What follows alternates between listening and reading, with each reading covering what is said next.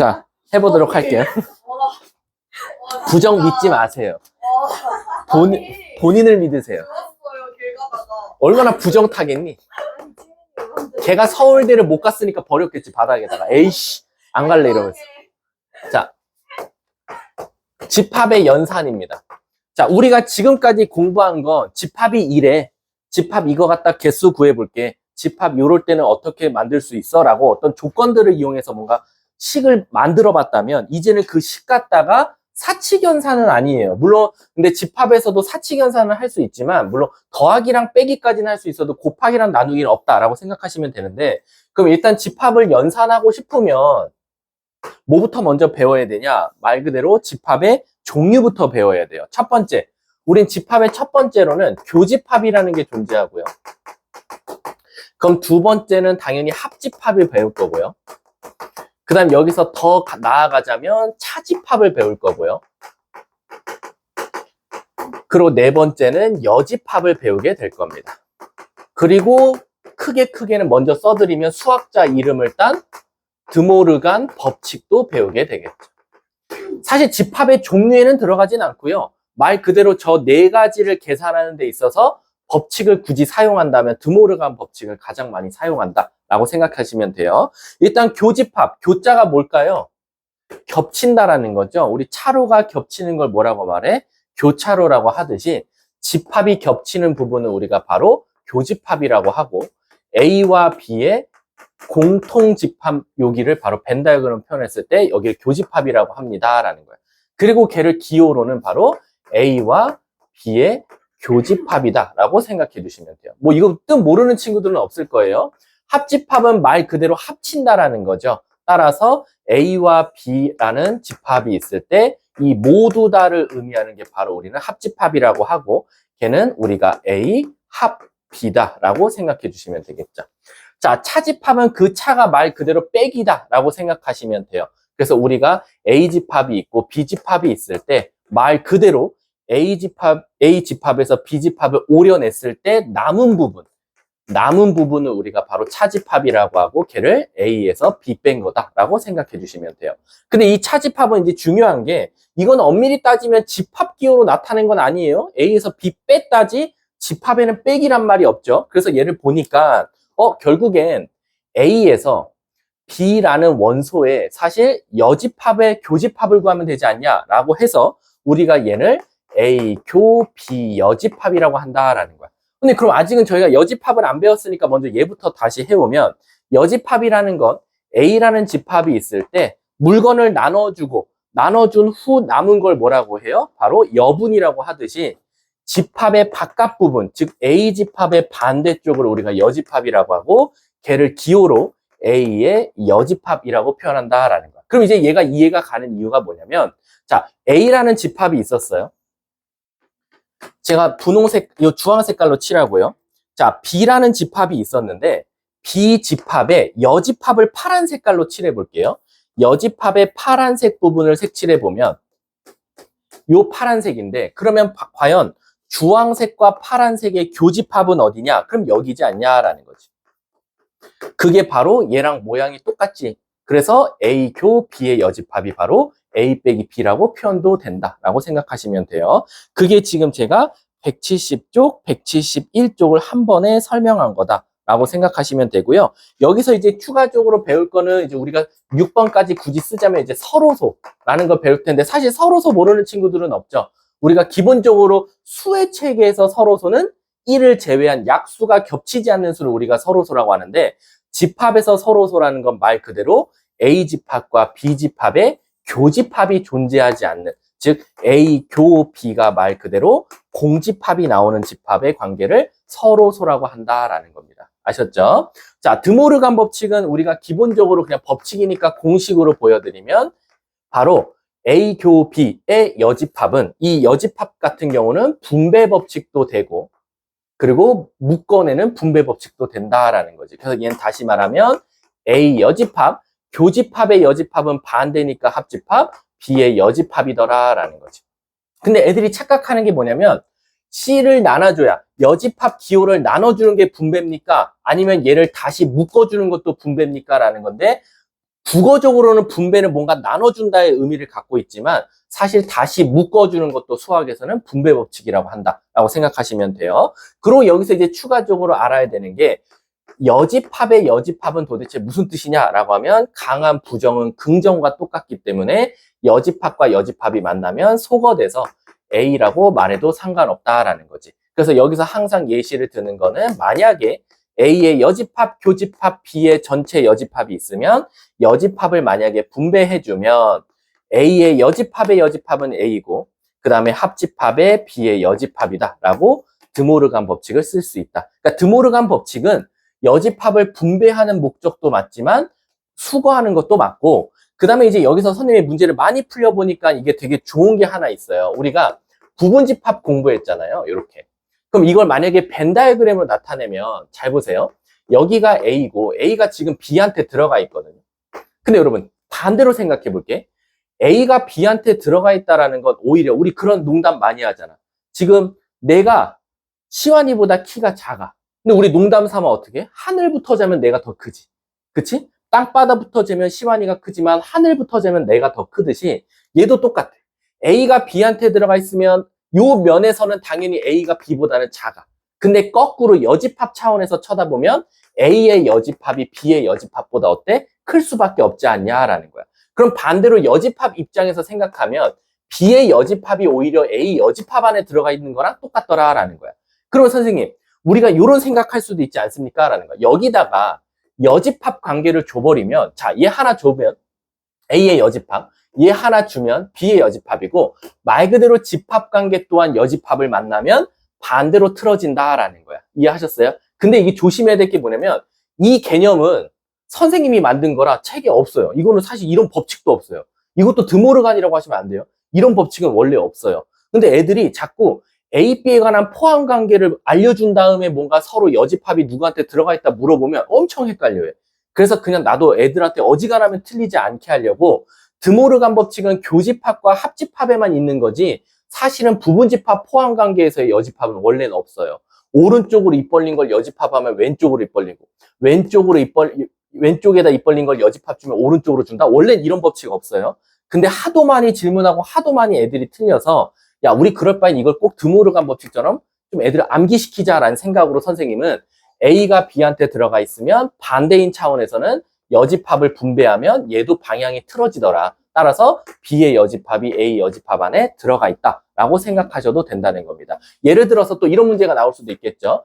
A의 여집합 안에 B가 들어가 있다라고 하면 이게 참이면 뭐도 참이냐라고 하면 여기다가 드모르간 법칙을 적용한 A 요렇게 B의 여집합 안에 들어가 있다도 참이다라고 생각하시면 됩니다. 아셨죠? 이거는 어떠한 법칙 이름도 없다라고 생각하시면 돼요. 그게 지금 170쪽, 171쪽 한 방에 설명한 거고 이제 171쪽의 밑에 개념, 숙제는 연산까지는 안 낼게요. 연산까지는 안 내고 지금은 그냥 일단 들어 놓으세요. 그래야 다음 시간에 또 시작할 때 앞부분이 좀 되어 있으면 또 뒤에가 속전속결로 진도가 나가지니까. 자, 밑에 개념 3번까지만 하고 중간 테스트 보도록 할게요. 밑에 개념 3번 보면 교집합과 합집합에 대한 성질이 있습니다. 근데 이 성질은 사실 여러분들이 요걸 달달달 암기한다고 해서 여기 있는 성질만 나오는 건 아니고요. 다양한 문제에서 다양하게 나오니까 그때는 머릿속에서 벤 다이어그램을 그리는 걸 좀 추천할게요. 첫 번째, 자기 자신과 자기 자신의 교집합은 뭐냐? 당연히 자기 자신이고 자기 자신과 자기 자신의 합집합은 뭐다? 당연히 자기 자신이 나올 수밖에 없다라는 거지. 자, 그럼 두 번째, 자기 자신과 교집합, 공집합은 뭐냐라고 하면 일단 기본적으로 얘들아, 교집합을 물어보는 것들은 사실 뭘 물어보는 거나 마찬가지냐면 둘 중에 누가 더 작아?를 물어보는 거나 마찬가지야.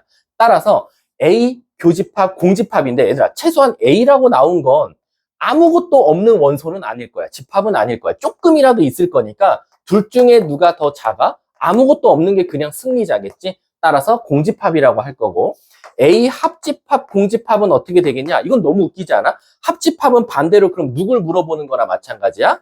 둘 중에 누가 더 커? 얘는 아무것도 없고 얘는 조금이라도 있을 거니까 바로 A가 더 크다라고 말할 수 있다라는 거야. 그럼 세 번째, 교집합부터 할게. 교집합 전체는 어떻게 되냐라는 거야. 그럼 내가 말했지. 교집합은 둘 중에 누가 더 작아? 당연히 얘가 더 작을 거야 라는 거고, A 합집합 전체는 뭐야? 둘 중에 누가 더 커? 그러면 얘가 더 클 거야 라는 거야. 근데 이건 너무 당연한 거 아닙니까? 라고 하는데, 이제 학교 시험에서 사실상 이 두 개가 굉장히 중요해요. 이 두 개가 왜 중요하냐면 가끔은 때로는 이렇게 나올 수 있어요. 네모, 교집합, 세모가 공집합일 때 이렇게 나올 수도 있고요. 또는 네모, 합집합, 세모가 전체일 때라고 나올 때도 있어요. 그럼 이게 도대체 저 두 문장이 왜 중요하냐면, 잘 봐봐. 교집합은 누가 너 더 작아? 라고 물어보는 거나 마찬가지야. 그러면 최소한 네모, 교집합, 세모가 공집합이 나왔다라는 건 네모, 세모가 첫 번째 모이거나, 첫 번째는 네모와 세모가 서로 소이거나, 서로 소이면 사실상 교집합이 존재하지 않을 수 있거든.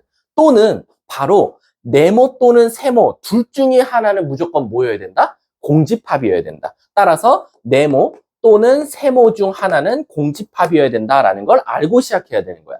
근데 문제가 첫 줄에 서로 소집합이 아닌이란 말이 없어. 그럼 최소한 무조건 네모와 세모는 교집합이 존재한다는 거니까 아마 둘 중에 하나는 공집합일 거야 하고, 이쪽이 공집합일 때를 시작하고 문제 풀어보고 이쪽이 공집합일 때를 풀어보고 시작하면 문제가 풀리더라라는 거야. 반대로 얘도 똑같겠지. 네모, 합집합, 세모가 전체 나오면 첫 번째, 아마 당장 보이는 건 둘 중에 누가 더 커? 라고 했을 때 전체라고 했으니까 네모 또는 세모 둘 중에 하나는 무조건 전체 집합이 될 거야 라는 거야. 그 말 뜻은 누군가가 누군가한테 포함될 가능성이 크더라라는 거지. 이해 가십니까? 또는 말 그대로 A 합 세모가 전체가 되면 요게 좀 어렵거든. 선생님, 네모 합 세모가 전체가 되면 둘 중에 하나가 전체 말고 또 다른 경우의 수가 있습니까? 뭐일 것 같아, 얘들아? 바로 네모와 세모가 바로 뭐면 돼? 서로 소면 돼. 오히려 반대로 네모와 세모가 서로 소면 돼. 그 대신 조건이 있어. 근데 어떤 그림이길래 그래요? 말 그대로 전체가 이런데 반이 네모 집합이고 반이 세모 집합이야. 그러면 말 그대로 네모 합집합 세모는 전체가 될 수도 있거든. 그럼 이건 말 그대로 합집합이 뭐 나와? 전체가 될 수밖에 없다라는 거야. 이게 되게 하찮게 보일 수도 있는데 나중에 가면 어려운 것들은 이 조건만 보고도 바로 여러분들이 찾을 때가 있거든. 또 이렇게 나올 때가 있어. 제일 중요한 건 바로 뭐냐면 얘야. 네모, 합집합, 세모가 공집합이 나올 때가 있어. 이거 웃기단 말이야. 네모, 합집합, 세모가 공집합이래. 얘들아, 공집합은 언제 항상 승리하냐면 교집합이랑 붙었을 때는 무조건 자기 자신이 답이 나올 수밖에 없어. 왜? 누가 더 작아? 라고 했으니까 아무것도 없는 놈이 승리자거든. 근데 어떻게 합집합이랑 붙었는데 공집합이 이겼냐 이거야.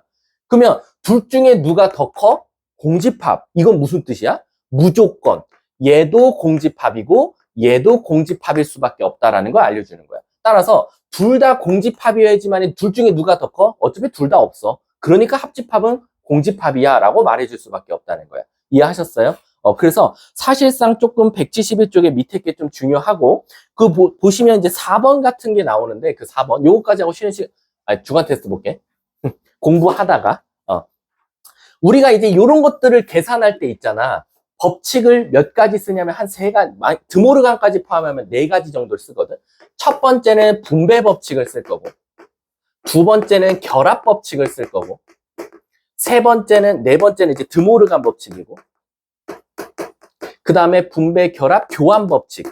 요렇게 4가지를 쓸 거야. 제일 난이도 쉬운 건 얘겠지. 교환 법칙은 A 교 B와 B 교 A나 똑같다라는 거지.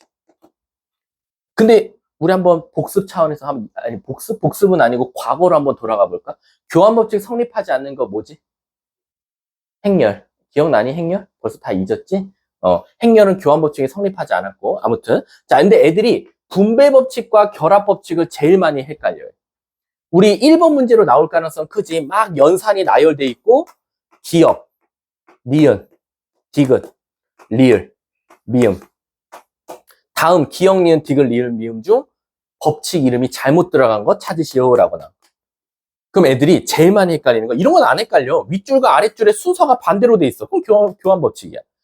드모르간, 여집합이 분배돼 있거나 묶여 있으면 드모르간이야. 근데 문제는 뭐냐? 분배랑 결합을 가장 많이 헷갈려요. 그래서 내가 아이들한테 뭐라고 설명하냐면, 분배랑 결합은 괄호만 쳐다보면 돼. 말 그대로 분배는 괄호의 개수가 변경돼. 근데 결합은 괄호의 위치가 변경돼. 그래서 괄호의 개수가 많아졌는지 전줄에 비해서 다음 줄이 괄호가 많아졌어. 그럼 분배야. 근데 전줄에 비해 다음 주에 괄호가 앞에 있다 뒤로 왔거나 뒤에 있던 게 앞으로 갔어? 그럼 결합이야. 선생님 한번 예시를 들어주시죠 라고 하면 잘 보세요. 만약에 이렇게 나왔어. A, 합, B, 교, C가 나왔고 A, 합, B, 합, C가 나왔어. 자, 그럼 얘는 이 다음 줄이 뭐냐면 갑자기 뜬금없이 이렇게 돼 있을 거야. 얘는 다음 줄이 이렇게 돼 있을 거야. 자, 지금 보시면 괄호가 한 개였거든요. 근데 괄호가 몇 개로 늘어요? 두 개로 늘죠. 괄호가 뒤쪽에 있었는데요. 괄호가 앞쪽으로 이동했어요. 이렇게 괄호의 개수가 한 개에서 두 개, 뒤에 있다가 앞에 이런 경우를 보면 얘 같은 경우는 아마 분배 법칙을 썼을 거고, 그리고 얘는 괄호의 위치가 바뀌었으니까 결합 법칙을 쓴 거다라고 생각해 주시면 돼요. 근데 또 여기서 아이들이 착각하는 게 뭐냐? 선생님, 하나에서 두 개는 분배인데 두 개에서 하나는 뭐예요? 요거 다음 문장이 이거였어. 그럼 묶어준 거지. 묶어준 거는 뭐 묶어준 법칙 이런 거 없잖아. 이 묶어준다도 엄밀히 따지면 분배 법칙이다 라고 생각하시면 돼요. 그래서 그냥 괄호의 개수가 바뀌었냐, 괄호의 위치가 바뀌었냐 갖다가 법칙을 찾을 수 있다 라고만 생각해 주시면 돼요. 아셨죠? 일단 진도는 여기서 마치도록 할게요. 10분 동안 앞에 거 복습하세요.